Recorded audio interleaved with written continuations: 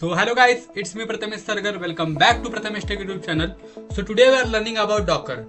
तर आज मी मराठीत बोलणार आहे. सिंपल आज आपण डॉकर शिकणार आहे. आता डॉकर का महत्त्वाचं आहे पहिल्यांदा ही गोष्ट आपल्याला समजली पाहिजे की मला डॉकर का शिकायचं आहे. सीन कसं होतोय माहितीये का, जेव्हा आपण एखाद्या इंडस्ट्रीमध्ये किंवा एखाद्या आपण जेव्हा ऑर्गनायझेशनमध्ये जेव्हा आपण एखादा प्लेस होतोय ना किंवा आपण त्यामध्ये काम करायला चालू करतोय ना, तेव्हा कसं होतंय की सीन की एखाद्या प्रोजेक्टवरती काम करताना फक्त आपण एक आणि दोन डेव्हलपर नसतात, एक टीम असते. बरोबर आहे, 4 डेव्हलपर असतील किंवा 2 टेस्टर असतील, that kind of things. So त्यामध्ये सीन कसा होतोय की आपण आता ॲज अ डेव्हलपर काय करतो की कोड लिहितो, सगळ्या ऍप्लिकेशनचा कोड लिहितो प्रॉपर. ओके, सो ऍप्लिकेशनचा कोड लिहिल्याच्यानंतर काय होतो की टेस्टर असतो तो काय करतो, तो ऍप्लिकेशन टेस्ट करतो. मग टेस्टर असं तर नाही करत की डेव्हलपरचा लॅपटॉप घेतो आणि त्याच्यावरती टेस्ट करायला चालू करतो. ओके, टेस्टर काय करतो त्या स्वतःच्या लॅपटॉपवरती टेस्ट करतो.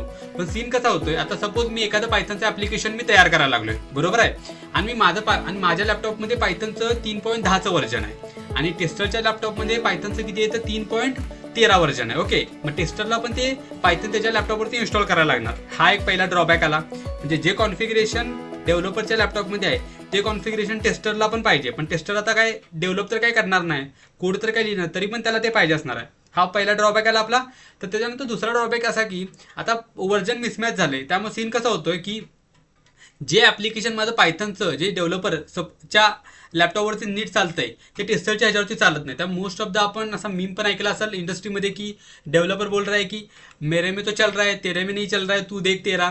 सो हा प्रॉब्लेम आपल्याला सॉल्व्ह करण्यासाठी डॉकर येते. डॉकरमध्ये सीन काय असतो की डेव्हलपर जेव्हा एखाद्या ऍप्लिकेशनचा कोड लिहितो ना, तो काय करतो, तो प्रॉपर ऍप्लिकेशनचा कोड आहे ना, तो कुठं करतो, पोस्ट कुठं करतो, त्याची पर्टिक्युलर एक इमेज तयार करतो. काय करतो, सिंपल डॉकर असतो तो काय करतो, डेव्हलपर त्या पर्टिक्युलर ऍप्लिकेशनची इमेज तयार करतो आणि ती इमेज कुठे अपलोड करतो, डॉकर हबला. सिंपल जसा आपण आपला डेव्हलपर असतोय तो कोड लिहितो आणि तो कोड कुठे पुश करतो, गिटअपला करतो.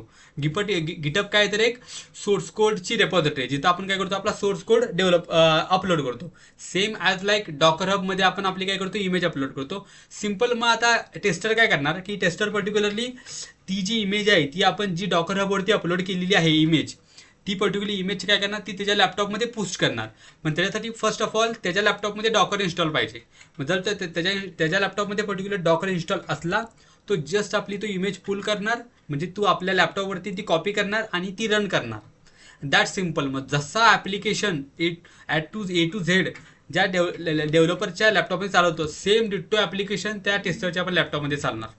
त्यामुळे किती मोठा प्रॉब्लेम सॉल्व्ह झाला, म्हणजे व्हर्जन मिसमॅच. आणि हे पण आहे की पर्टिक्युलर त्या टेस्टरला पण ना की पर्टिक्युलर त्या ॲप्लिकेशनसाठी ज्या ज्या कॉन्फिगरेशन लागणार ते पण डाउनलोड करायला लागणार आहे. जरी त्या टेस्टरच्या लॅपटॉपमध्ये जरी पायथन इन्स्टॉल नसला, डॉकर इन्स्टॉल असला, तरी तो त्या ॲप्लिकेशन स्मूथली जसं डेव्हलपरच्या ह्याच्यामध्ये चालतंय तसं सेम चालू शकतो. That's a real problem solve by Docker. आणि इंडस्ट्रीमध्ये खूप डॉकर यूज केलं जातं. Containerization, Kubernetes, that kind of things. So you should have a clear knowledge of Docker is very important. So in this particular today's video we are discussing that kind of things. Okay, and त्यासाठी particularly आपण डॉकरसाठी ना एक डॉकरची image तयार करण्यासाठी आपण काय करतो, Docker file लिहितो. ओके, डॉकर फाईल लिहितो. सिंपल एनॉलॉजी, खूप कॉम्प्लिकेटेड नाही. डॉकर फाईलमध्ये काय स्टेप बाय स्टेप आपण सेट ऑफ इन्स्ट्रक्शन्स लिहितो की बा पहिल्यांदा गोष्टी काय करायच्या आहेत. पहिल्यांदा मला बेस इमेज पाहिजे, कारण का आपण काय करतो डॉकर इमेजमध्ये आपण एक स्वतःचे म्हणजे एक मशीनच तयार करतो, एक व्हर्च्युअल मशीन, व्हर्च्युअल कंटेनर सारखे. फक्त त्यामध्ये सीन कसा असतोय की ऑपरेटिंग सिस्टम पूर्ण नसतो, कम्प्लीट नसतोय.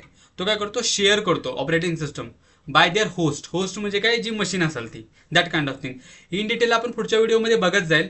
तर तुम्हाला ह्यामध्ये काय तर प्रॉब्लेम काय असेल किंवा काही गोष्टी समजल्या नसतील तर तुम्ही कमेंट करू शकताय, आपण त्यावरती डिस्कस करू. ओके, खूप सिम्पल अँड खूप इम्पॉर्टंट आहे. As a developer you should know. आणि फर्स्ट ऑफ ऑल अजून एक मला गोष्ट सांगायची आहे की जर तुम्हाला डॉकर शिकायचं असेल ना, तर फर्स्ट ऑफ ऑल तुम्ही डॉकर डेस्कटॉप अजिबात घेऊ नका. कारण का मी जेव्हा म्हणजे पहिल्यांदा चालू केलं तर आय थिंक मी सेकंड इयरमध्ये चालू केलं तर डॉकर शिकायला की महत्त्वाचं आहे म्हणून. माझा तेव्हा सीन कसं, माझा लॅपटॉप आता मी नवीन घेतला लॅपटॉप लिनोचा, आधी होता तो माझा लिनक्सचा होता. त्याचं कॉन्फिगरेशन समथिंग 8 GB रॅम होती आणि 256 GB SSD होता. म्हणजे बऱ्यापैकी ठीकठाक होता, एवढा पण खास असा काय नव्हता. पण त्यामध्ये कसं होतं की डॉकर डेस्कटॉप घेतला, त्याची साईज वाढली आणि मला इमेज ऑप्टिमायझेशन काय माहिती नव्हतं. मी एखादी इमेज तयार केली का तिची इमेजची साईज 3 का 4 GB असायची, खूप मोठी. त्यामुळे कसा ती रन करायला डॉकर इमेज आणि ती हे व्हायला कंटेनर त्याचा तयार व्हायलाच 2-3 दिवस निघून जायचे. त्यामुळं मला काय तेव्हा समजलं पण नव्हतं. पण मी आता सांगतोय की उबंटू सिम्पल, तुमचा लॅपटॉप आहे, तुमच्या लॅपटॉपवरती उबंटू इन्स्टॉल करा आणि त्याच्यामध्ये डॉकर इन्स्टॉल करा. एकदम भारीमध्ये ऑपरेटिंग सिस्टम उबंटूचा घ्या. खूप स्मूथ चालतं, एकदम असं स्लिमलेस एकदम, माहिती आहे का. तर तुम्हाला काय त्यामध्ये प्रॉब्लेम आला तर डायरेक्ट कमेंट करा, रिच आउट टू अस.